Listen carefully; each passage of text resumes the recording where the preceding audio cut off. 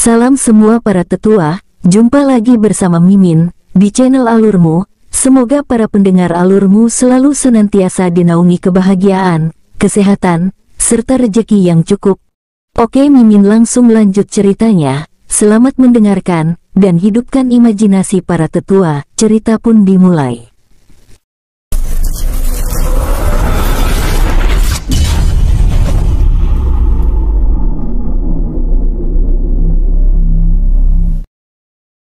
Nona Hua, apa kamu utusan dari Kekaisaran? Selidik Ryu. Tepatnya aku adalah salah satu murid dari Sekte Kuil Kebenaran. Saat itu ketua cabang Xin Huo membocorkan rencana pemberontakan kepada Kekaisaran. Xin Huo meminta agar klan cabang dibebaskan dari tuduhan. Hanya itu yang aku tahu, ucap Ling Hua. Nona Hua, jika boleh tahu, apa tujuanmu hingga bisa sampai sejauh ini? Tanya Ryu. Aku ditugaskan untuk menyelidiki keberadaan Xin Dihai bersama para pengikutnya. Menurut informasi, mereka sudah melarikan diri ke Kekaisaran Lotus Hitam. Itulah yang membuatku bisa sampai ke tempat terpencil seperti ini. Tapi tidak buruk juga. Ling Hua menatap ke arah Ryu dengan senyuman. Terima kasih atas informasi dari Nona Hua. Ryu menangkupkan tangannya. Ngomong-ngomong, kalian ini mau kemana? Tanya Ling Hua. Nona Hua, kami berencana untuk pergi ke kota Wuhu. Jawab Ryu. Kurasa kita memiliki tujuan yang sama. Bagaimana jika kita melakukan perjalanan bersama? Usul Ling Hua. Mendengar ucapan itu, Ryu sedikit ragu sambil menatap Xin Chie dan Huli Yue bergantian. Kalian tidak perlu menjawabnya sekarang. Kurasa besok pagi aku masih bisa menunggu jawaban kalian. Ling Hua meninggalkan meja tersebut dan menuju ke lantai 2 yang diikuti para junior. Kak Ryu, aku tidak suka gaya Nona Hua. Lebih baik kita bisa pergi sendiri. Huli Yue merasa jijik. Adik Yue, meskipun aku tidak suka dengannya, tapi ada baiknya kita ikut rombongan mereka untuk menggali berbagai informasi yang kita butuhkan saat berada di wilayah Kekaisaran, ucap Xin Chi. Benar juga, kurasa kita akan lebih mudah dalam perjalanan nanti. Ryu setuju. Kak Ryu harus ingat, jangan terlalu dekat dengan Nona Hua. Aku tidak suka caranya menatapmu, ketus Huli Yue. Iya aku tahu, ucap Ryu. Sebaiknya kita pesan kamar. Semua badanku terasa capek. Xin Chie menuju kasir untuk memesan kamar. Hal yang wajar yang namanya makhluk hidup. Setinggi apapun tingkat kultivasi mereka sudah pasti membutuhkan makan, minum, dan tidur. Kecuali saat mereka berkultivasi, mereka mampu bertahan selama 1 tahun atau lebih, karena mereka sedang berada di alam bawah sadar, mereka tidak merasakan rasa kantuk, haus, dan lapar. Di kamar lain, Senior Hua, mengapa kamu membocorkan ini pada orang yang baru dikenal, ucap salah satu juniornya. Itu hanya informasi umum. Cepat atau lambat mereka juga akan mengetahuinya. Lagi pula ayah Nona Chie dianggap berjasa untuk Kekaisaran. Dia rela mengorbankan anggota klannya sendiri demi kebenaran. Hal itu sangat sulit dilakukan oleh semua orang, ucap Ling Hua. Semua mengangguk setuju dengan ucapan Ling Hua. Bahkan mereka merasa diri mereka sendiri belum mampu melakukan hal seperti itu. Aku mengajak mereka bergabung bersama kita untuk mengetahui mereka orang jahat atau tidak. Kalau mereka punya niat jahat, aku sendiri yang akan membunuhnya. Aku tidak mau ada api kecil lagi. Jika dibiarkan terus, suatu saat akan menjadi api besar seperti yang dialami Kekaisaran kita saat ini. Senior benar, meskipun saat ini kita berhasil memenangkan peperangan. Namun sekte kita banyak mengalami kerugian, ucap salah satu junior. Bukan hanya sekte kita, Kekaisaran pun mengalami kerugian. Yang aku khawatirkan, Kekaisaran Lotus Hitam akan memanfaatkan situasi Kekaisaran sekarang. Ling Hua merasakan kekhawatiran. Sekarang kembalilah ke kamar kalian masing-masing. Besok pagi kita akan kembali ke Wuhu, lanjut Ling Hua. Baiklah, semua melangkah ke kamar masing-masing. Keesokan pagi, Ling Hua dan rombongannya terlihat sedang menunggu sesuatu yang tidak lain adalah Ryu, Xin Chie dan Huli Yue. Maaf, kami sedikit terlambat. Ryu bersuara. Kurasa kalian sepakat. Mari berangkat sekarang. Ling Hua memimpin rombongan. Dalam perjalanan memakan waktu 2 hari, kini mereka mendekati sebuah desa. Terlihat beberapa warga sedang berlarian. Permisi paman, apa yang sedang terjadi? Ling Hua bertanya pada salah satu warga yang berlarian. Nona, ada 2 ekor naga yang sedang mengamuk di sungai besar sana. Pria tersebut menunjuk ke arah sungai. Terima kasih paman, ucap Ling Hua. Jika begitu saya pamit. Nona, lebih baik kalian menghindar. Kedua naga itu sangat kuat, ucap pria tua itu pamit dan langsung lari. Sebaiknya kita periksa. Ling Hua langsung melompat ke arah yang ditunjukkan. Melihat aksi Ling Hua, Ryu dan yang lain pun bergegas untuk mengikutinya. Terlihat 1 ekor naga air yang sangat besar yang seakan menggeliat menghancurkan apapun di sekelilingnya. Dengan elemen petir yang sangat kuat membuat pepohonan yang berada di dekatnya hangus seketika. Sedangkan 1 ekor lagi seakan terus mengitari naga yang seperti kehilangan kendali.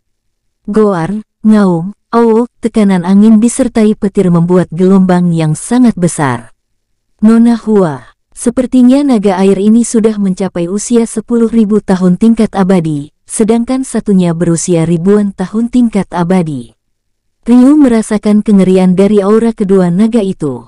Nona Hua, lebih baik kita meninggalkan tempat ini secepatnya, seru Ryu. Sedari tadi Ling Hua seakan mematung tersadar setelah mendengar suara keras Ryu. Sesaat naga yang berusia 10.000 tahun itu menatap ke arah Ryu dan rombongannya. Goar, ngaum, auman yang sangat kuat membuat mereka mundur beberapa langkah. Duar, bom, gedebuk. Serangan tiba-tiba membuat mereka terpental puluhan meter. Kak Ryu, terdengar jeritan Huli Yue yang telah dililit naga air dengan sengatan petir.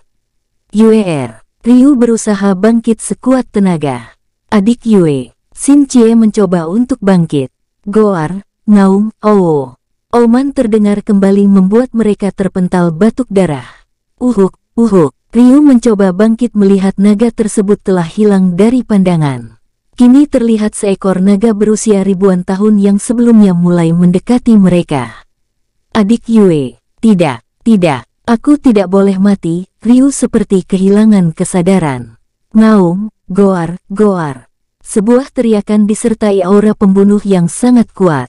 Aura macam apa ini? Ling Hua mencoba untuk bangkit. Semua orang yang ada di tempat itu merasakan aura pembunuh yang dilepaskan oleh Ryu, seakan menekan mereka.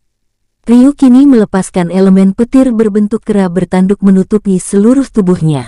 Semua yang memandang perubahan bentuk elemen petir berwarna ungu kini merasa ketakutan, mencoba menjauh takut terkena imbas akibat petir milik Ryu terus menyambar berbagai arah.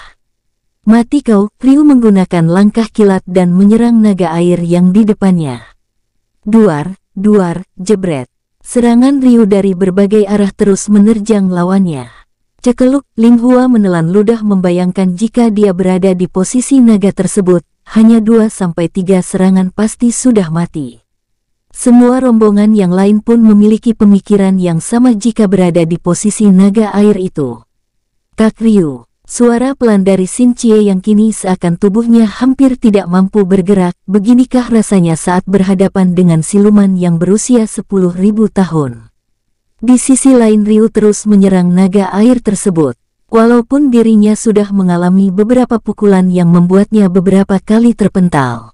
Namun Ryu terus berlari dan menyerang naga air tersebut dengan langkah kilat, dan terkadang menggunakan wujud hantu untuk menghindari serangan yang sangat kuat dari naga air. Para rombongan yang ada di situ pun mulai bertanya-tanya dalam hati. Teknik apa yang telah digunakan Ryu yang memiliki wujud kera bertanduk, ditambah lagi dengan tubuhnya yang seakan seperti sebuah bayangan saja. Kini terlihat di mata mereka hanya melihat naga yang sedang bertarung dengan bayangan saja, karena serangan dari naga air seakan tidak bisa menyentuh tubuh Ryu. Tiba-tiba, duar, jeder, sebuah serangan milik Ryu mampu membuat naga air terpental. Duar, belum sempat naga air bangkit kini terpental lagi. Duar, jebret. Belum menyentuh tanah, naga air kembali terpental. Duar, gedebuk, hal itu terus berkali-kali membuat naga air sudah pasrah akan ajalnya.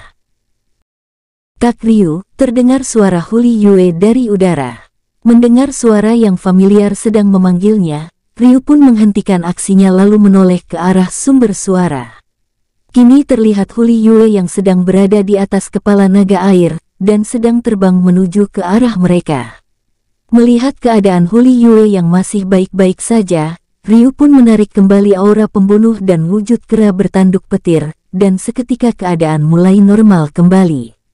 Naga air itu pun menundukkan kepalanya di atas tanah, menurunkan tubuh Huli Yue lalu menuju ke arah naga yang sudah tidak berdaya, dan membawanya pergi menuju kedalaman sungai besar tersebut. Yue, syukurlah kamu tidak terluka. Ryu memeriksa bagian tubuh Huli Yue. Kak Ryu, maaf telah membuatmu khawatir, ucap Huli Yue. Semua pun berkumpul menuju arah Huli Yue dan Ryu yang sedang berdiri, dan menarik napas lega. Adik Yue, syukurlah kamu selamat. Xin Chie juga memeriksa keadaan Huli Yue. Syukurlah kalian sepertinya sudah baikan. Kedua naga air itu tadi tidak ada niat jahat. Hanya saja naga air yang membawaku tadi tidak mampu mengendalikan elemen petir baru miliknya. Itulah yang membuat dia kesakitan karena tidak bisa mengontrol kekuatannya. Huli Yue menatap mereka bergantian. Jadi, bagaimana naga itu bisa pulih kembali? Ling Hua penasaran. Naga air memindahkan semua elemen kekuatan petir barunya kepadaku. Huli Yue mengeluarkan petir yang mengelilingi tubuhnya. Mereka semua membulatkan mata. Huli Yue mengangguk santai. Monster bertambah lagi, gumam mereka membayangkan kengerian elemen petir milik naga air tersebut. Kini Ling Hua dan semua juniornya harus berpikir dua kali jika ingin bermusuhan dengan mereka. Ditambah lagi kekuatan petir milik Ryu, membuat mereka sangat yakin bahwa ketiga sosok yang baru mereka kenal bukan orang sembarangan. Uhuk, tiba-tiba Ryu batuk dan mengeluarkan darah. Kak Ryu, keduanya terlihat khawatir lalu memegang tangan Ryu dan membawanya ke tempat tanah datar. Tidak apa-apa, aku hanya kelelahan. Ryu menyembunyikan rasa sakit di dadanya. Kak Ryu, Xin Chie memberikan beberapa pil ke mulut Ryu. Kemurniannya 100%, membuat mereka saling berpandangan. Nona Chie, siapa nama master alkemis yang mampu membuat pil yang bisa mencapai kemurnian 100%? Ling Hua antusias. Kami membeli beberapa pil dari pedagang misterius. Jadi kami tidak tahu siapa pembuatnya. Xin Chie menyembunyikan identitas pembuatnya. Apa Nona Chie tahu ciri-ciri pedagang misterius itu? Ling Hua kembali bertanya. Kami tidak tahu persis, karena pedagang misterius itu selalu memakai topeng hitam dan berpakaian hitam. Huli Yue ikut menjawab, aku harus mencari pedagang misterius itu. Ling Hua mengepal tangannya. Sepertinya kondisiku sudah pulih, kita bisa melanjutkan perjalanan. Ryu kini mulai bangkit dari tempat duduknya. Tuan Ryu, sepertinya kita harus berjalan memutar melewati hutan, mengingat jembatan itu telah hancur. Sungai ini sangat luas, dan kita tidak mampu melewatinya. Dengan meringankan tubuh, ucap Ling Hua. Senior, jika kita melewati hutan itu akan sangat beresiko. Kudengar dari para kultivator banyak yang meninggal saat melewati hutan itu. Terlalu banyak silumannya. Salah satu junior merasa merinding. Aku tahu itu, tapi kita tidak punya pilihan lain. Aku harus memberitahukan ini kepada wali kota di kota terdekat. Jika tidak, akan lebih banyak lagi yang akan menjadi korban. Terutama warga biasa, ucap Ling Hua. Sepertinya Nona Hua memiliki kepedulian juga. Batin Ryu, kurasa kita bisa mengurangi populasi para siluman di sana, ucap Ryu. Para junior saling berpandangan mendengar ide gila dari Ryu. Tuan Ryu itu terlalu berbahaya, lebih baik kita menghindari pertempuran agar cepat sampai tujuan, ucap Ling Hua. Pembangunan jembatan membutuhkan waktu paling cepat 1 tahun bahkan lebih. Pasti akan ada banyak korban selama pembangunan itu belum selesai. Apalagi ini adalah jalan utama para warga, ucap Ryu. Apa yang dikatakan Kak Ryu benar. Bukankah sebagai kultivator kita harus melindungi warga? Ucap Huli Yue. Mendengar ucapan itu, mereka sangat malu pada diri mereka sendiri. Di mana seharusnya sebagai seorang kultivator memang untuk melindungi. Lebih baik kita berangkat sekarang. Ryu berjalan ke arah hutan. Melihat Ryu, Xin Cie dan Huli Yue yang sudah masuk ke hutan, mereka pun langsung berlari untuk menyusulnya. Baru saja berjalan 200 meter, kini terlihat bayangan yang berjumlah banyak di balik semak dan pepohonan yang seakan sedang mengintai mereka. Cier, Yuer, bagaimana jika kita bertaruh? Siapa yang paling banyak membunuh siluman ini, akan ditraktir semua kebutuhannya selama 1 bulan. Ryu sengaja berbicara seperti itu untuk menyemangati junior yang nyalinya sudah ciut. Keduanya mengangguk setuju dan mengerti akan tujuan Ryu. Nona Hua, apa kau tidak ingin ikut bertaruh untuk juniormu? Ryu sudah memegang pedang. Para junior, setiap satu kepala siluman tingkat petarung, harganya 10 koin perak, satu kepala tingkat raja 50 koin perak, dan satu kepala tingkat surgawi 100 koin perak. Ling Hua menyemangati para junior karena merasakan aura siluman yang ada di situ masih berusia ratusan tahun, dan memiliki tingkat petarung sampai di tingkat surgawi saja. Baiklah, semua bersemangat mendengar taruhan yang begitu menggiurkan. Ayo mulai sekarang. Ryu merasakan getaran siluman dari berbagai arah. Swus, swus. Siluman ular sisik merah bermunculan yang tak terhitung jumlahnya. Ryu, Xin Cie, Huli Yue dan Ling Hua kini sudah melancarkan serangan mereka. Terlebih Huli Yue yang menggunakan panah telah membunuh beberapa ular sisik merah sebelum mendekat.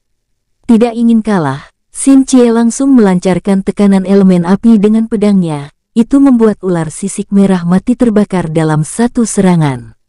Di sisi lain, Ryu yang memiliki pedang yang sangat besar, dengan satu ayunan bisa memotong 2 hingga 4 siluman ular sisik merah.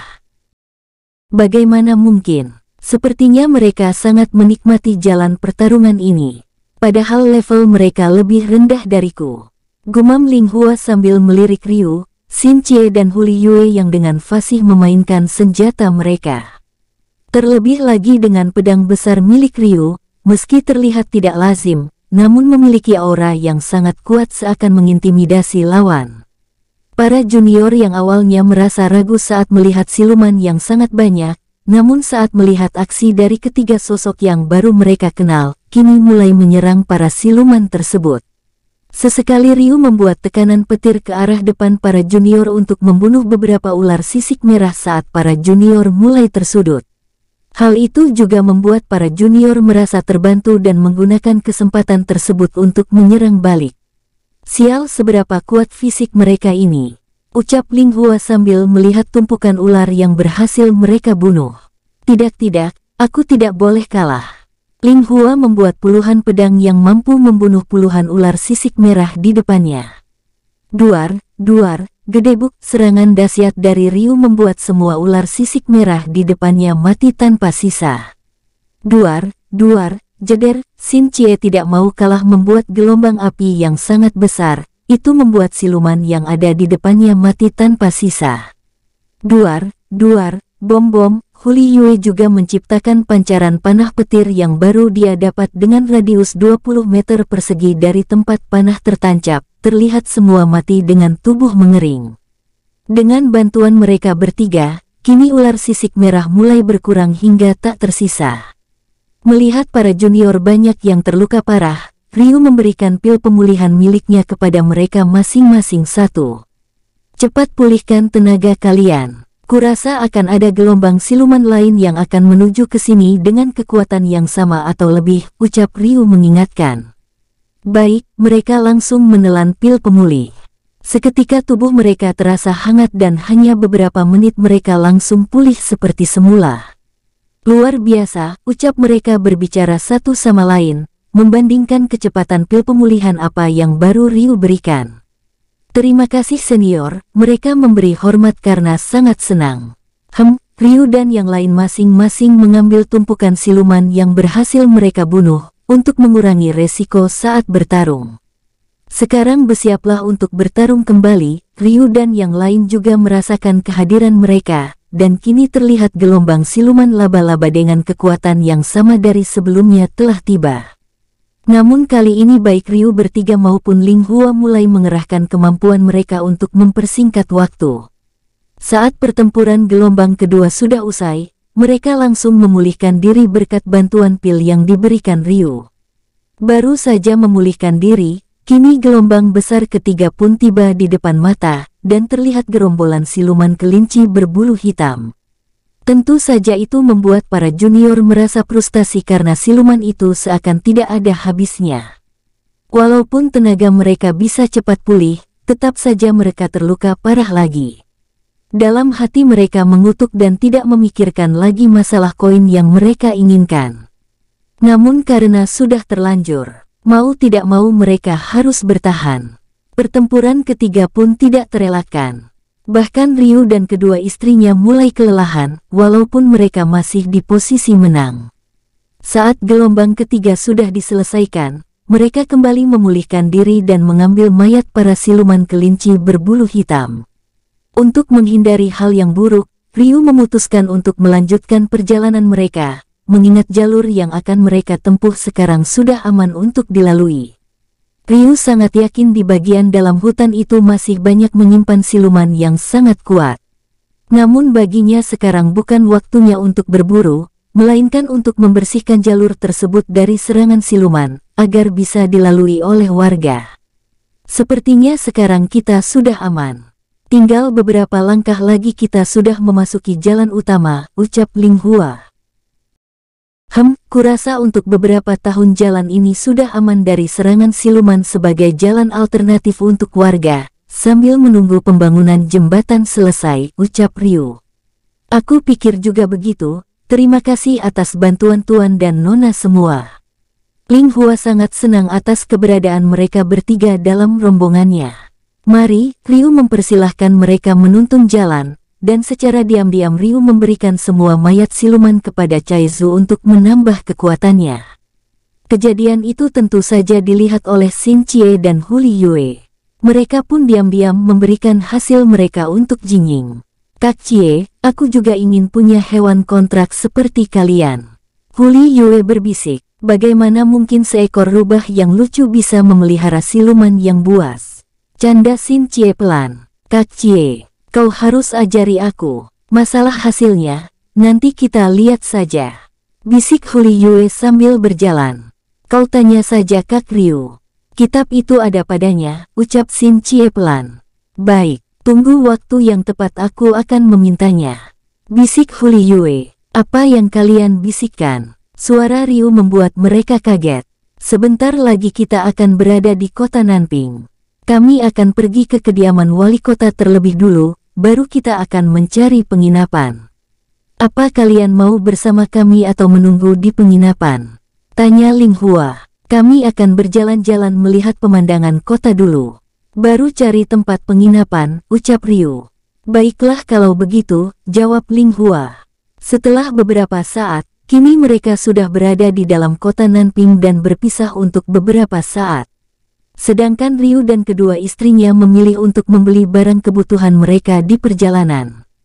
Xin Chie dan Hu Liyue juga membeli beberapa lembar pakaian untuk mereka dan Ryu, dengan kualitas yang terbaik di kota tersebut. Merasa semua kebutuhan telah didapat, mereka berjalan kembali untuk mencari sebuah penginapan. Saat menemukan penginapan, mereka langsung masuk ke dalam menuju sebuah meja kasir. Meskipun banyak mata yang menatap mereka, Ryu tidak peduli jika itu masih dalam batas wajar. Pelayan, aku ingin memesan satu kamar terbaik di sini, ucap Ryu. Ada tuan, harganya 500 koin perak, ucap pelayan itu. Ryu memberikan 500 koin perak.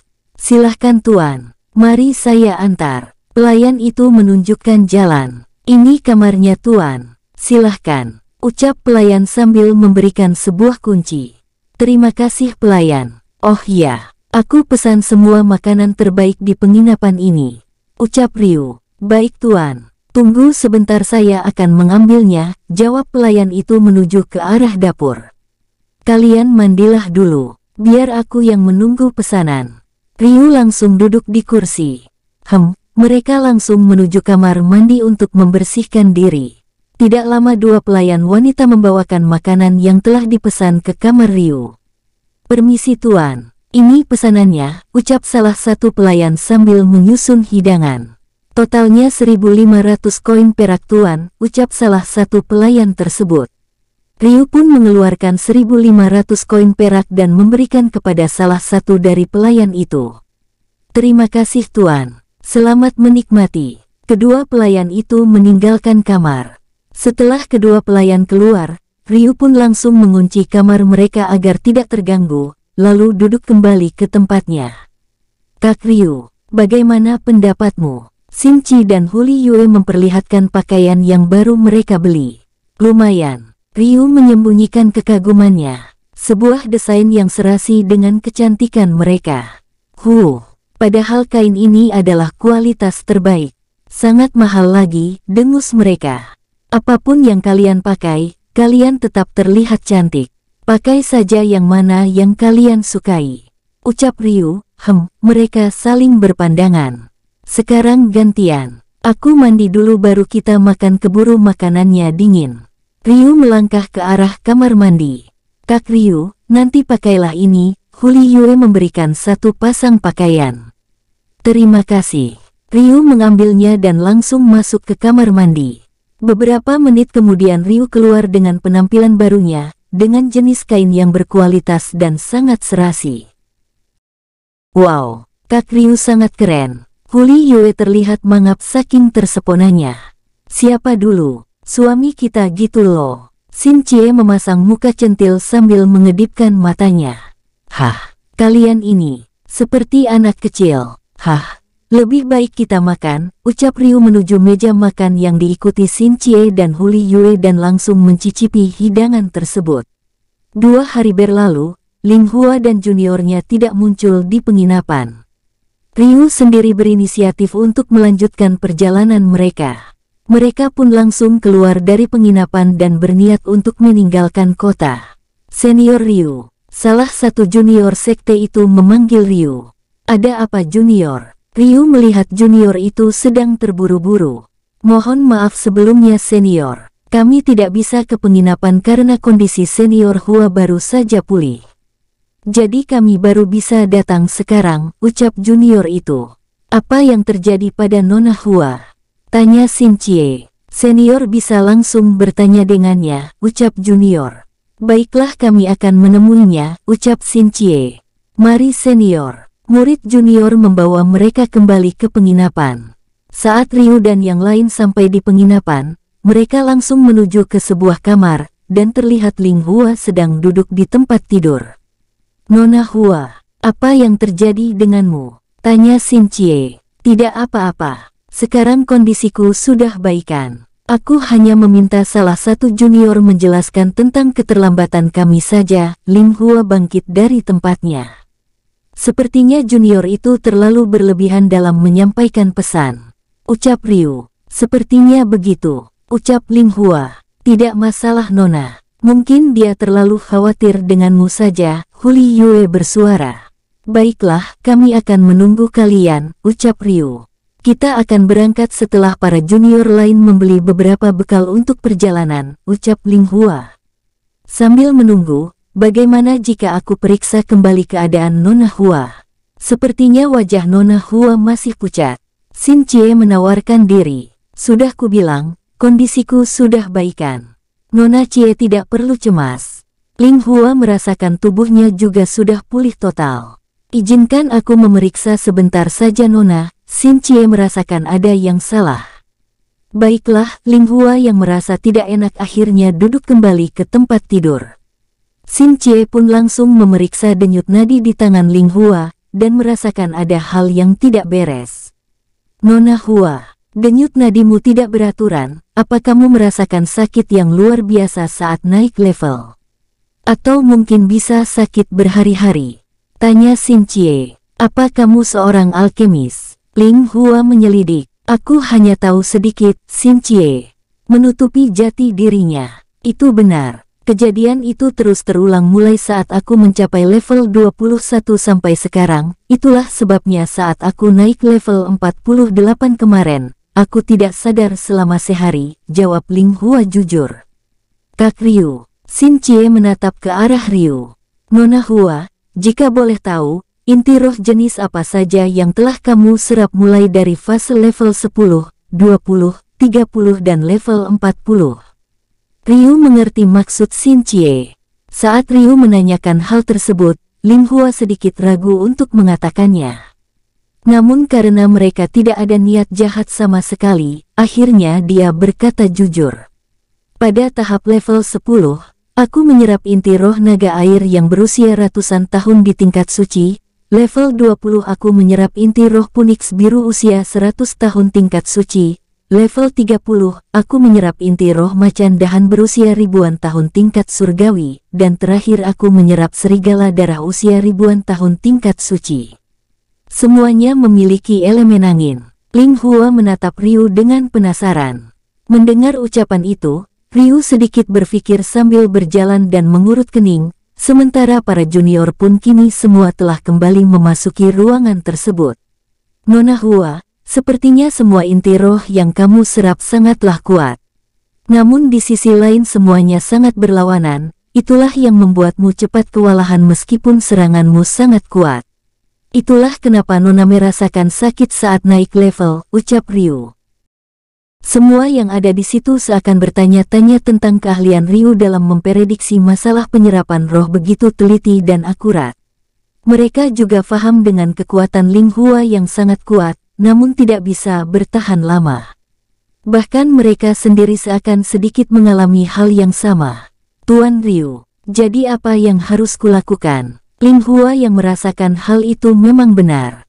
Aku bisa membantumu, tapi itu tergantung apa Nona mau atau tidak, ucap Ryu sambil memandang semua yang ada di tempat itu. Bisakah kalian keluar sebentar? Tinggalkan aku dan Tuan Ryu di sini. Ling Hua sedikit menemukan gambaran maksud dari Ryu. Baik senior, semua keluar kamar. Cari kesempatan, batin Xin Cie dan Huli Yue yang awalnya tidak mau keluar, namun karena merasa tidak enak akhirnya mereka langsung keluar ruangan. Mohon maaf, Nona harus membuka pakaian karena aku akan mengeluarkan beberapa energi yang ada di tubuh Nona. Ryu berkata sedikit canggung. Awas kalau macam-macam. Aku akan membunuhmu dengan tanganku sendiri. Perlahan Ling Hua membuka pakaiannya dan memperlihatkan kulit mulusnya dengan lekuk tubuh yang indah dengan wajah memerah menahan malu. Kita mulai sekarang. Ryu memfokuskan ki miliknya ke ujung jarinya, perlahan menarik energi dari pinggang menuju arah bahu. Merasakan sentuhan itu, seketika jantung Ling Hua berdenyut kencang, namun dia mencoba untuk berkonsentrasi demi lancarnya proses pengeluaran energi. Ryu terus mengulangi proses tersebut hingga berkali-kali, hingga elemen angin yang dimiliki Ling Hua semakin berkurang. Selesai. Ryu menyudahi proses tersebut dengan mencucurkan keringat, mengingat ada banyak energi yang harus dia keluarkan. Mengapa tubuhku seakan melemah? Ling Hua merasakan kekuatannya sedikit berkurang, meskipun di sisi lain dia merasa sangat enteng. Itu disebabkan karena aku mengeluarkan energi inti roh Phoenix, macan dahan dan serigala darah. Tapi itu akan kembali lagi saat kamu mengulangi dengan menyerap inti roh yang lain, ucap Ryu. Apa? Kamu mau membunuhku? Kau pikir berapa uang yang telah kuhabiskan untuk membeli inti roh Phoenix dan macan dahan? Ling Hua sangat marah karena demi membeli kedua inti siluman itu dia harus menghabiskan tabungannya. Namun karena posisinya sekarang dia pun berusaha menahan amarahnya, mengingat kondisinya sekarang yang bahkan kemampuannya setingkat dengan junior, meski masih di level 48. Nona Hua, aku berjanji akan mencarikan inti siluman yang cocok untukmu. Ryu merasa tidak enak, kupegang janjimu, ucap Ling Hua sedikit mengancam. Ryu yang awalnya ingin mengeluarkan inti Phoenix saja, namun jika tidak mengeluarkan kedua inti roh yang lain, jelas saja akan memperburuk tingkat kultivasinya karena proses penyerapan yang tidak beraturan. Lebih baik kita berangkat sekarang. Ryu langsung keluar kamar. Ling Hua hanya mencoba meredam kemarahannya dan menuju keluar kamar untuk melanjutkan perjalanan mereka. Di dalam perjalanan, Ling Hua menjelaskan bahwa mereka harus menempuh jalur lain, di mana mereka harus melewati hutan yang lebat dan penuh siluman. Ryu yang paham dengan itu hanya mengikuti saja karena tujuan dari Ling Hua sendiri untuk mencari inti roh siluman yang cocok untuknya. Sesampainya di hutan, mereka langsung disambut oleh seekor siluman ular berkepala 3 yang berusia ratusan tahun tingkat suci.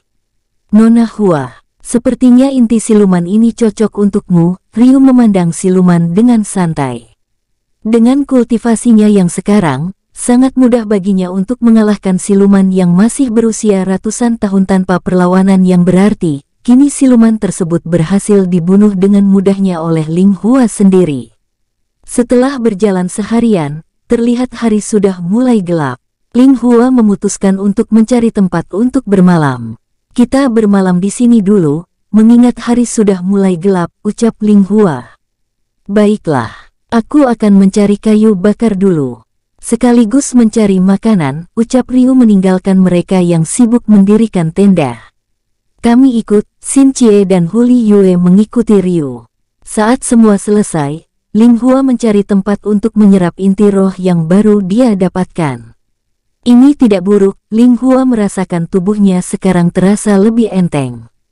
Tuan Ryu dengan inti roh siluman ular yang kita dapatkan sebelumnya. Ling Hua berjalan mendekati api unggun. Apa yang kau rasakan sekarang setelah menyerap inti siluman berkepala 3 tadi? Tanya Ryu. Sepertinya efek regenerasiku telah meningkat, ucap Ling Hua. Benar, efek generasi siluman ular kepala 3 membuatmu bisa lebih lama saat bertarung, ucap Ryu. Lalu bagaimana selanjutnya? Ling Hua bertanya penasaran. Kurasa akan cocok jika kamu gunakan inti roh kelinci berbulu hitam untuk kecepatan saat bertarung, ucap Ryu. Baiklah, kebetulan aku masih punya satu di tingkat surgawi. Untung belum kujual. Ling Hua mencari tempat untuk menyerap inti roh tersebut. Lebih baik kita istirahat. Kurasa tidak ada yang akan mengganggu kita. Ryu masuk ke tenda diikuti kedua istrinya.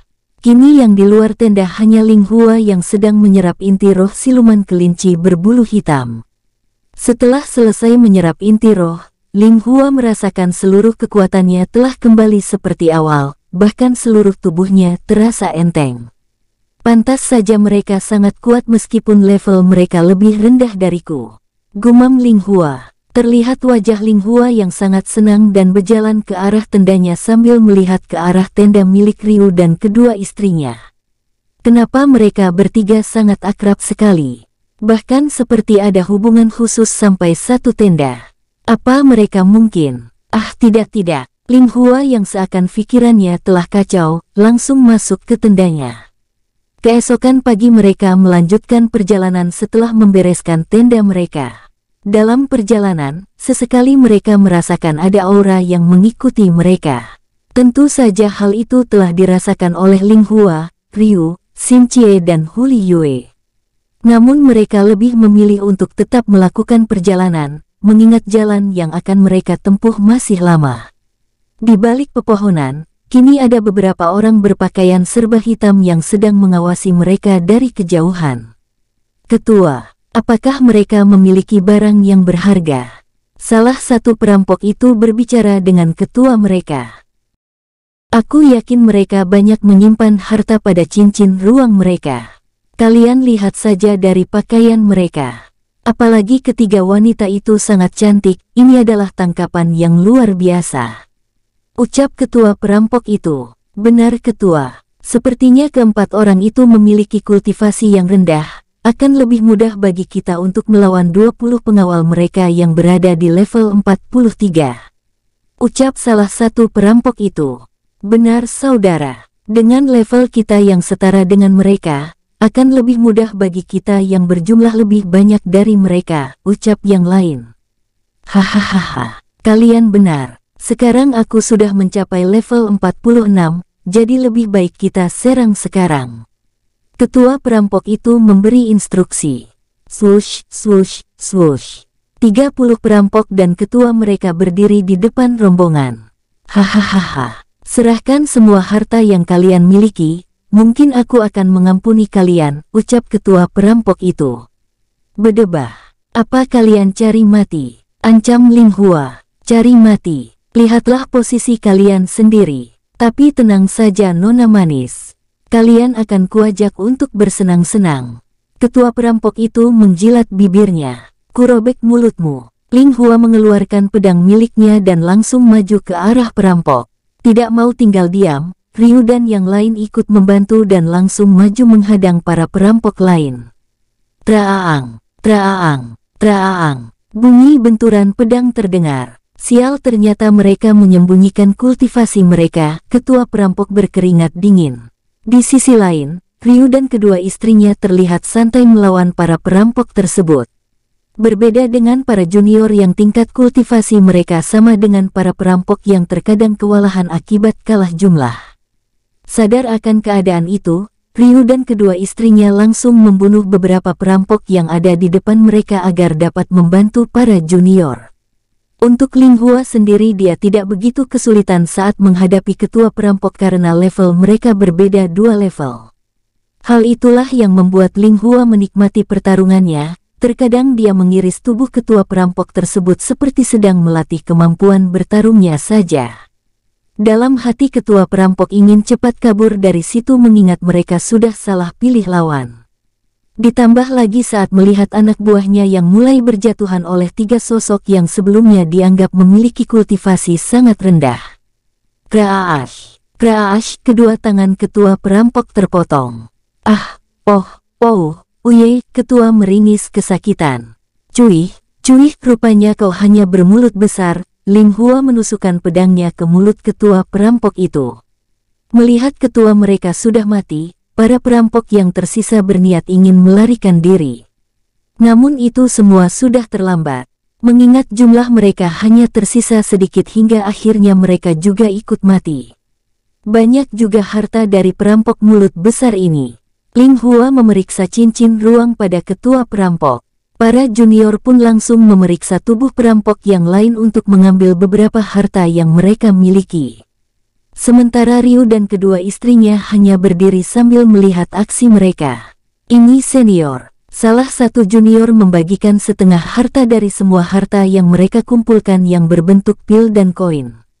Kalian ambil saja. Ryu melihat koin tersebut sebanyak 200 koin emas. Tapi senior, ini sangat banyak. Lagi pula senior sangat banyak membantu kami saat bertarung. Junior seakan memaksa. Junior, sepertinya Tuan Ryu menginginkan harta yang lebih besar. Ling Hua melemparkan cincin ruang milik ketua perampok itu. Ryu pun mengambil cincin ruang lalu memeriksanya dan ada jutaan koin emas. Puluhan pil dan 2 kitab. Ryu tersenyum kecut mengambil 2 buah kitab, lalu melemparnya kembali kepada Ling Hua. Aku sudah ambil jatah kami bertiga. Ryu memperlihatkan 2 kitab di tangannya. Ling Hua dan juniornya pun kembali berpikir mengingat harta ketua perampok sangat banyak, namun Ryu sepertinya tidak tertarik sama sekali.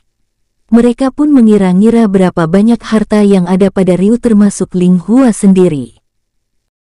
Aku tidak akan sungkan lagi mengambilnya. Ling Hua memasukkan cincin ruang tersebut. Kini mereka melanjutkan perjalanan lagi, di mana sebelumnya sempat terhenti akibat para perampok. Tidak lama mereka menemukan sebuah desa yang terlihat sangat sepi, bahkan ada beberapa bangunan yang terlihat rusak. Apa yang terjadi pada desa ini?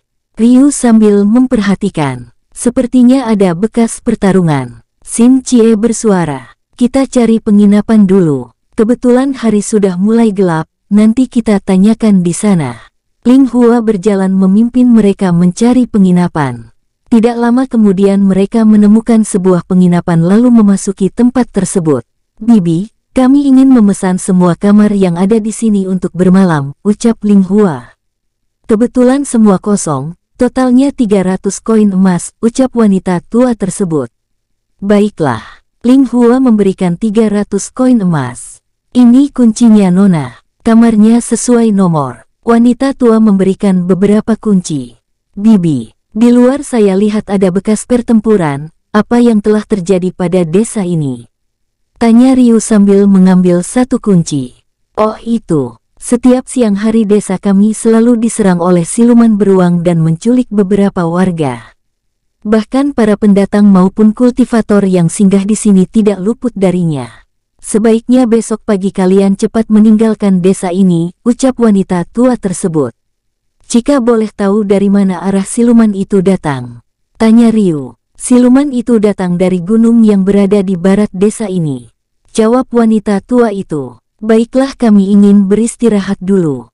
Terima kasih atas informasinya. Ryu mencari sebuah kamar yang sesuai dengan nomor kunci diikuti Xin Chie dan Huli Yue. Mereka bertiga seperti perangko, ucap salah satu junior. Benar sekali saudara. Kurasa mereka memiliki hubungan timpal yang lain.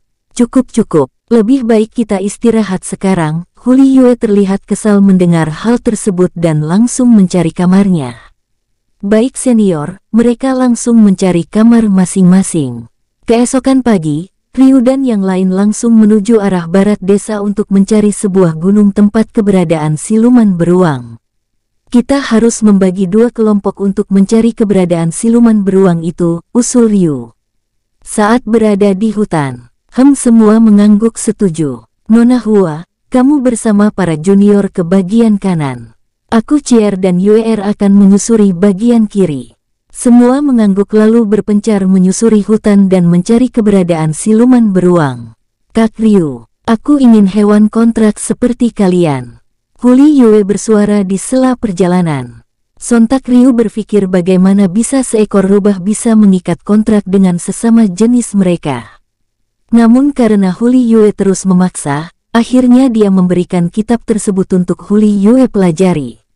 Sambil menyusuri hutan, Huli Yue terus membaca dan mempelajari teknik tersebut hingga memakan waktu berjam-jam, dan akhirnya sudah menghafal semua. Terima kasih. Huli Yue mengembalikan kitab tersebut dengan senyuman puas.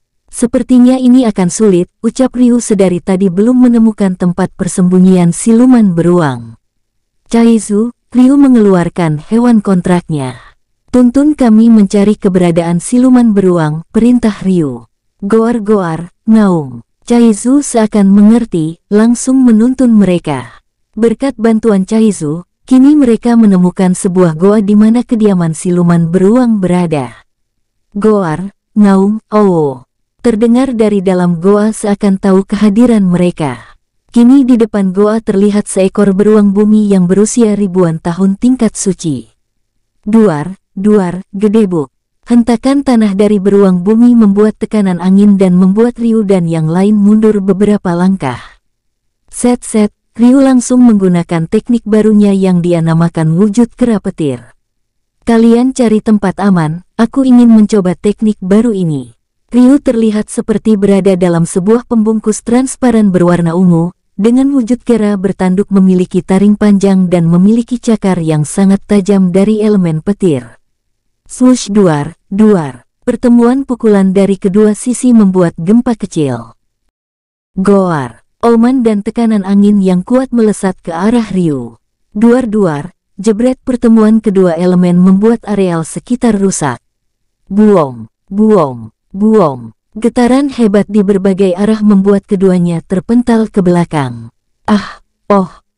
Uye. Beruang bumi yang terlihat marah langsung menyerang Ryu dengan cepat.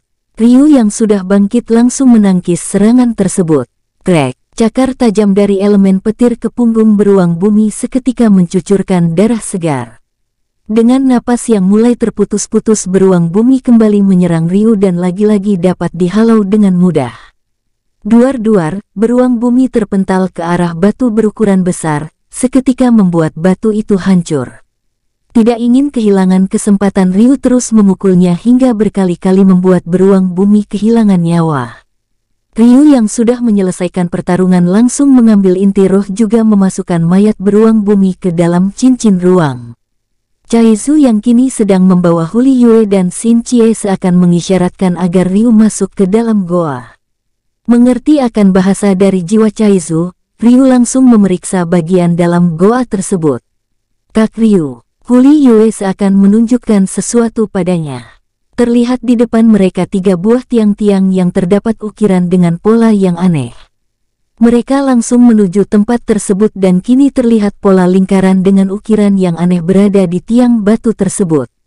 Batu bintang, Ryu terlihat kaget saat menyentuh tiang tersebut. Batu bintang, bukankah itu benda langit yang sangat langka? Xin Cie mengerutkan keningnya. Benar, batu bintang adalah salah satu harta paling langka selain batu meteor dan batu pelangi. Aku yakin ada hal lain di sekitar sini. Mari kita cari. Ryu langsung menyebarkan spiritualnya untuk memeriksa semua yang ada di dalam goa tersebut. Ryu merasakan ada suatu benda yang sangat aneh yang berada di dalam batu besar yang tidak jauh dari mereka. Duar-duar, bom-bom-bom, Ryu menghancurkan batu itu hingga berkeping-keping, dan terlihat sebuah kotak terjatuh dari balik batu tersebut. Ryu langsung mengambil kotak tersebut. Terdapat 2 buah kitab kuno yang lembarannya terbuat dari kulit hewan. Teleportasi. Ryu terlihat semangat lalu membaca kitab yang satu lagi. Sebuah senyuman kemenangan terpancar dari wajah Ryu saat membuka kitab kedua yang ada di tangannya.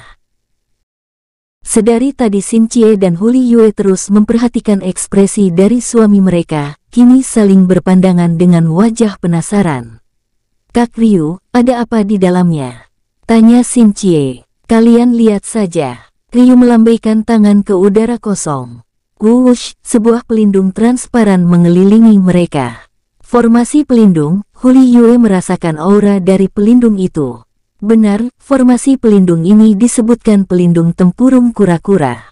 Fungsinya untuk melindungi serangan maupun spiritual musuh tergantung tingkat level kita, ucap Ryu. Aku mau mencobanya. Xin Cie mengambil kitab tersebut dari tangan Ryu. Setelah membaca cukup lama, Xin Cie menggarukkan kepalanya lalu memberikan kepada Huli Yue. Huli Yue langsung membaca kitab tersebut dengan teliti sambil menggaruk-garuk kepala. Sepertinya sangat rumit. Huli Yue mengembalikan kitab kepada Ryu. Xin Cie mengangguk dengan kepala menunduk. Jika kalian ingin mempelajarinya kalian harus fokus. Yang penting harus sabar. Aku yakin cepat atau lambat kalian pasti bisa. Tergantung tekad kalian, ucap Ryu. Kedua terlihat bersemangat. Dalam kitab ini sepertinya ada 3 teknik. Namun keduanya aku masih belum bisa. Tapi itu tidak masalah, suatu saat aku akan mencari cara. Ryu memasukkan ketiga tiang ke dalam cincin ruang. Bagaimana dengan teleportasi ini? Tanya Xin Cie. Tidak terlalu sulit, hanya saja kita memerlukan batu bintang dan inti roh siluman atau batu roh, ucap Ryu. Batu roh, aku belum tahu bentuknya, ucap Huli Yue, sama Xin Cie menimpali. Aku sedikit ada gambaran, tapi sangat sulit dicari di benua ini. Itu tidak masalah selama kita bisa pakai inti roh siluman, ucap Ryu. Lebih baik kita keluar dari sini, kurasa tidak ada lagi yang kita cari di sini. Ryu mengembalikan Chaizu lalu keluar goa. Setelah keluar dari goa mereka berjalan mencari arah Ling Hua dan juniornya berada tanpa bantuan Chaizu. Ryu tidak mau keberadaan Chaizu diketahui oleh orang lain karena dia pikir belum saatnya diketahui oleh banyak orang. Dalam perjalanan pencarian mereka menemukan seekor siluman singa bumi yang sedang terluka dan berlari ke arah mereka. Kak Ryu, aku mau yang itu. Huli Yue melompat ke arah singa bumi. Duar-duar, gedebuk. Huli Yue membuat kontrak jiwa kepada singa bumi yang membuat singa bumi terpental akibat serangan tiba-tiba. Plaak, Ryu dan Xin Cie menepuk jidatnya. Maaf aku terlalu bersemangat. Huli Yue menundukkan kepala menuju ke arah singa bumi memberikan beberapa pil pemulihan. Mulai sekarang aku akan memberimu nama Sisi, ucap Huli Yue sambil menatapnya. Seruput, Ryu kaget mendengar nama itu. Sisi kau istirahat dulu. Seketika harimau bumi masuk ke telapak tangan kanan Huli Yue dan terlihat cahaya kecil. Sepertinya ada sedikit perbedaan. Ryu melihat kejadian tersebut. Singa bumi berusia ribuan tahun tingkat surgawi, cukup bagus, ucap Xin Cie. Tapi aku sempat melihat sesuatu berbentuk bulan sabit di keningnya tadi. Huli Yue tersipu malu. Jika begitu singa bumi tersebut bukan siluman biasa. Ryu menerka. Tuan Ryu, apa kalian melihat singa bumi lari ke arah sini? Ling Hua muncul dengan beberapa juniornya. Kami tidak melihatnya, ucap Huli Yue. Hah, sayang sekali. Kami hampir kewalahan. Padahal aku ingin mengambil inti rohnya. Ling Hua mengepalkan tangannya. Sudahlah, lebih baik kita lanjutkan perjalanan. Lagi pula siluman beruang sudah mati. Ryu melemparkan inti roh beruang bumi. Ini buatku. Ling Hua terlihat senang mengetahui inti roh beruang lebih tinggi tingkatannya dari harimau bumi incarannya. Apa Nona mau mengejar singa itu untuk mengambil inti rohnya lalu mengembalikan inti roh beruang bumi padaku? Tanya Ryu. Tidak, aku ambil ini saja. Ling Hua seakan tidak mau kehilangan inti roh tersebut. Lebih baik secepatnya keluar dari sini dan melanjutkan perjalanan. Ryu memandu jalan. Apa kita tidak ke desa dulu untuk menceritakan bahwa siluman beruang sudah mati? Salah satu junior bersuara. Apa kalian ingin mendapatkan imbalan? Tanya Ryu. Tidak senior, junior menjawab dan cepat menyembunyikan keinginannya. Ling Hua yang mendengarkan hanya bisa menggelengkan kepala. Memang itu adalah hal wajar mengingat resiko yang akan dihadapi para kultivator saat menjalankan misi. Namun bagi Ryu lebih baik mencari keuntungan dari orang yang pantas saja. Bukan dari penduduk biasa yang penghasilannya hanya cukup memenuhi kebutuhan sehari-hari. Perjalanan mereka pun terus berlanjut hingga menempuh waktu yang sangat lama sampai berminggu-minggu tanpa ada lagi kendala yang berarti. Kini tinggal 100 meter lagi terdapat sebuah pintu gerbang yang sangat megah dengan penjagaan yang sangat ketat. Nona Hua, sepertinya kita akan berpisah di sini. Kota Wuhu sudah ada di depan, ucap Ryu. Apa kalian tidak mau berkunjung ke sekte kami dulu? Letaknya tidak jauh dari sini. Ling Hua menawarkan. Mungkin di lain waktu kami akan berkunjung ke sana. Namun kami harus pergi ke ibu kota terlebih dulu, Ryu menolak secara halus. Baiklah jika itu keinginan kalian. Ling Hua memberikan sebuah lencana. Lencana itu akan memudahkan perjalanan kalian. Semoga kita bisa bertemu lagi. Ling Hua melangkahkan kakinya menuju sekte kuil kebenaran. Cier, Yuer. Ryu memberi isyarat untuk menuju ibu kota. Setelah mencapai gerbang, Ryu langsung memperlihatkan lencana yang telah diberikan Ling Hua sebelumnya. Sontak penjaga kaget dan langsung mempersilahkan mereka masuk. Terlihat di depan mereka kini telah berdiri bangunan megah berjejer memenuhi berbagai sudut kota seakan tanpa ujung. Ryu dan kedua istrinya langsung berbaur dengan beberapa warga yang sedang berlalu lalang sambil menikmati pemandangan kota. Merasa sudah puas, mereka berniat untuk mencari penginapan untuk beristirahat melepaskan rasa capeknya. Di depan penginapan, mereka disambut banyak pasang mata yang tertuju ke arah mereka. Siapa mereka? Sepertinya bukan dari kota ini. Tanya satu kepada yang lain. Kamu lihat kedua gadis itu. Kecantikannya menyamai Tuan Putri. Timpal yang lain. Sepertinya aku harus berkenalan dengan kedua gadis itu. Terdengar dengung suara dari beberapa meja. Bahkan Ryu sendiri menjadi bahan pembicaraan beberapa gadis yang ada di tempat itu dan mulai berandai-andai. Merasa risih dengan dengung suara itu, langsung menuju ke meja kasir untuk memesan kamar. Pelayan, kami memesan satu kamar juga makanan, ucap Ryu. Maaf Tuan, sekarang hanya ada satu kamar yang tersisa di lantai 3. Totalnya 300 koin emas semalam, ucap pelayan. Baik aku akan memesan, Ryu memberikan senilai 300 koin emas. Baik Tuan, mari saya antarkan, sambil memberikan sebuah catatan kepada pelayan di dekatnya. Silahkan Tuan, ini kamarnya. Pelayan itu membuka pintu kamar. Terima kasih pelayan. Ryu memberikan tips kepada pelayan senilai 50 koin emas. Terima kasih Tuan, pelayan tersebut sangat senang dan kembali ke meja kasir. Kak Ryu, mengapa kamu memberikan tips pada pelayan itu? Tanya Huli Yue saat mereka sudah masuk kamar. Sangat jarang orang yang profesional dalam pekerjaannya. Kadang memandang orang dari penampilan. Ryu duduk di sebuah kursi. Permisi Tuan, ini pesanannya. Dua pelayan lain membawakan makanan. Mereka langsung masuk lalu menyusun makanan yang dipesan sebelumnya. Silahkan Tuan. Kedua pelayan keluar dari kamar. Setelah kedua pelayan keluar, Xin Cie langsung mengunci pintu dan langsung menuju kamar mandi untuk membersihkan diri. Setelah semua selesai mandi, mereka langsung menikmati makanan yang telah disediakan dengan lahap. Mengingat waktu masih ada, Ryu meminta Xin Cie dan Huli Yue untuk mempelajari kitab formasi yang terdapat 3 teknik, di mana teknik pertama yaitu pelindung tempurung kura-kura. Untuk 2 teknik yang lain, masih belum Ryu ketahui mengingat bentuk tulisannya sulit dimengerti. Ryu sendiri juga membaca kitab teleportasi di mana dia pikir itu sangat berguna untuk mempercepat perjalanan.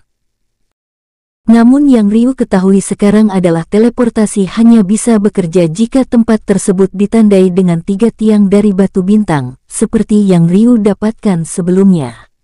Hal itu tentu saja membuat Ryu mengerutkan keningnya mengingat batu bintang adalah harta yang sangat langka. Pada keesokan hari, Ryu meminta kedua istrinya tidak ikut agar tidak menjadi bahan perhatian orang, mengingat dia sendiri ingin menggali berbagai informasi yang ada di sekitar mereka. Xin Cie dan Huli Yue yang awalnya bersikeras ingin ikut, kini mereka mulai paham apa yang dimaksud Ryu dan menyetujuinya. Saat menuju sebuah meja kosong, dia juga didekati para gadis yang sedang berada di tempat itu. Di sisi lain, Ryu sendiri tetap fokus mendengarkan percakapan yang lain untuk menemukan beberapa hal yang bermanfaat. Di dalam restoran itu, Ryu menyimpulkan bahwa kekaisaran sedang mengalami tekanan di mana kekaisaran Lotus Hitam terus menekan berbagai wilayah kekaisaran Lotus Putih di berbagai tempat secara acak. Ryu sendiri mengerutkan keningnya karena kekaisaran Lotus Putih hanya mendapat dukungan dari sekte kuil kebenaran saja. Sedangkan 2 sekte besar dan beberapa sekte kecil lebih memilih tidak ingin ikut campur urusan negara. Bahkan lebih parahnya lagi, para murid sekte besar lembah racun banyak membuat onar di mana-mana. Itu membuat sekte kecil lain dan sekte besar naga awan dan sekte besar kuil kebenaran terkena imbasnya. Ryu berharap sekte lembah persik lebih cepat lagi berkembang agar bisa membantu kekaisaran Lotus Putih.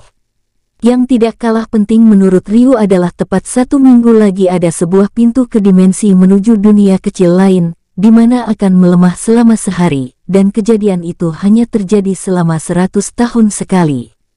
Saat itulah para kultivator menggunakan kesempatan agar bisa menjelajahi dunia tersebut selama seharian. Sepertinya aku harus ke sana, gumam Ryu bangkit dari tempat duduknya dan kembali ke kamarnya untuk berkultivasi. Saat berada di alam bawah sadar, Ryu mendapat pencerahan dan teringat suatu tempat yang pernah dia kunjungi sebelumnya, yaitu sumber air panas yang pernah dia tandai sebelumnya lalu membuka peta. Sepertinya hanya memakan waktu selama 1 minggu jika memakai hewan kontrak, gumam Ryu. Kak Ryu, ada apa? Tanya Huli Yue. Cier. 1 minggu lagi sepertinya kita akan kesini lagi. Ryu menunjukkan sebuah tempat. Kak Ryu, bukankah tempat itu adalah tempat yang pernah kita lalui sebelumnya? Tanya Xin Cie. Benar. Tempat ini adalah letak goa sumber air panas. Jawab Ryu. Wah, dengan sumber air panas ini, kita bisa cepat naik level lagi. Xin Cie kegirangan. Cier, ini bukan menyangkut agar kita cepat naik level. Tapi ini masalah keamanan kekaisaran. Untuk level kita sekarang aku rasa sudah cukup. Tapi bagaimana dengan sekte lembah persik yang rata-rata di bawah level 40? Ryu terlihat serius. Apa yang harus kita lakukan? Huli Yue bersuara. Aku harus membawa semua sekte ke wilayah ini, bagaimanapun caranya. Bukankah kalian sudah lihat sendiri bagaimana tingkat level Nona Ling masih sebagai murid senior? Bayangkan dengan guru mereka atau patriark mereka, sudah pasti di atas level 50 ke atas, ucap Ryu. Xin Cie dan Huli Yue kini sepemikiran, mengingat saat mereka tiba di kota Wuhu. Rata-rata di atas level 40 dari setiap yang mereka temui. 3 hari lagi kita akan berangkat ke Menara Kembar di mana dunia kecil akan terbuka. Kuharap kita bisa menemukan sesuatu yang sangat berguna di sana, ucap Ryu. Baiklah, sambut mereka. Lebih baik kita istirahat sekarang. Besok aku akan menambah waktu kita menginap di sini. Ryu membaringkan tubuhnya di tempat tidur. Di depan menara kembar terlihat 3 sosok yang memakai topeng sedang berada di tengah kerumunan para kultivator lain. Sebentar lagi dunia kecil akan terbuka. Kuharap bagi semua kultivator muda agar tidak saling membunuh, karena banyak sekali siluman yang sangat kuat di sana. Ucap pria sepuh dari Sekte Kuil Kebenaran dengan tingkat kultivasi level 52. Dengarkan murid Sekte Naga Awan. Fokuskan diri kalian untuk mendapatkan sumber daya sebanyak mungkin, ucap pria paruh baya. Ambil sebanyaknya sumber daya untuk Sekte Lembah Racun. Kuharap kalian tidak membuat onar hari ini, ucap sosok wanita sesia 40 tahunan namun masih terlihat cantik. Setiap sekte kecil lain juga terdapat para tetua yang sedang menyemangati para murid mereka masing-masing. Saat pintu dimensi terbuka, kini para murid sekte mulai berbondong-bondong memasuki pintu tersebut, hingga tersisa beberapa orang yang masih menunggu di luar termasuk Ryu dan kedua istrinya. Sekarang giliran kita. Ryu memegang tangan kedua istrinya agar tidak terpisah saat memasuki dunia kecil. Sebuah cahaya yang sangat terang menutupi pandangan mereka, tiba-tiba mereka telah berada di sebuah hutan. Mereka pun memeriksa wilayah sekitar lalu beranjak dari tempat itu dan berjalan ke arah timur. Sepertinya perpindahan tempat di dunia ini hanya hitungan detik. Beruntung aku sudah antisipasi sebelumnya, gumam Ryu merasakan keberadaan kultivator lain yang cukup jauh dari mereka. Kak Ryu, sepertinya di belakang kita ada beberapa kultivator sedang menuju kemari. Huli Yue bersuara. Aku tahu itu. Ryu mengeluarkan hewan kontrak miliknya yang diikuti Huli Yue dan Xin Chie.